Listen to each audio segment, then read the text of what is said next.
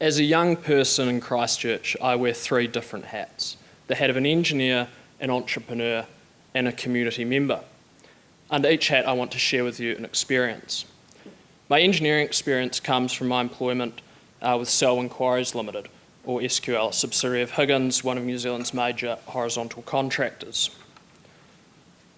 We quite rightly hear a lot about the advances in some of the technical areas of engineering, such as seismic design. We also hear a lot about the interesting experiences which sit on the fringe of engineering. For instance, the gap filler projects, which demonstrate a better way to use vacant sites, or the Donut CBD, which unfortunately speaks to the importance of stakeholder engagement. However, at the end of the day, bricks and mortar construction is the fundamental component of the rebuild. In response to the earthquake, we have witnessed an unprecedented level of growth in the construction sector.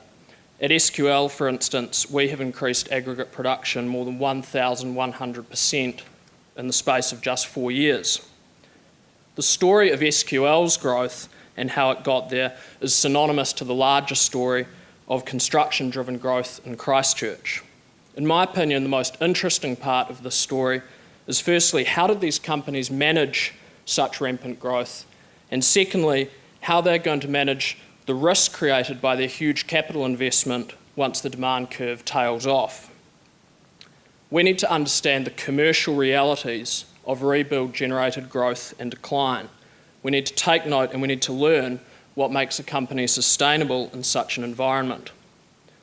My next experience comes from my startup, Clean Streams, which is creating a software package to help New Zealand's agricultural industry manage water quality in our lakes, rivers and wetlands. A critical link between Christchurch and the wider Canterbury region is water. The Christchurch community benefits from 100% pure, untreated drinking water, straight from the ground.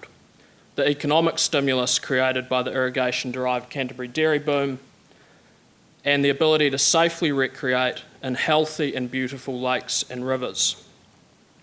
However, with increased pressures and multi-stakeholder interactions, continual attainment of these benefits is dependent on good resource management. If we want Christchurch to be a city of the future, a place where, to use Sir Paul Callaghan's words, talent wants to live, I believe we absolutely must preserve the unique value our water presents us with. The Canterbury Land and Water Regional Plan is a good starting point for preservation. However, as with any strategy, without implementation, it is at best an effective paperweight. One of Canterbury's major water resource stakeholders, the agricultural industry, is, in my experience, committed to sustainability, but it struggles to demonstrate it because it is faced with a string of strategies which it doesn't have the tools to implement. However, in Canterbury, it's also faced with a strategy which legally requires implementation on its part. So our farmers are backed up against a wall.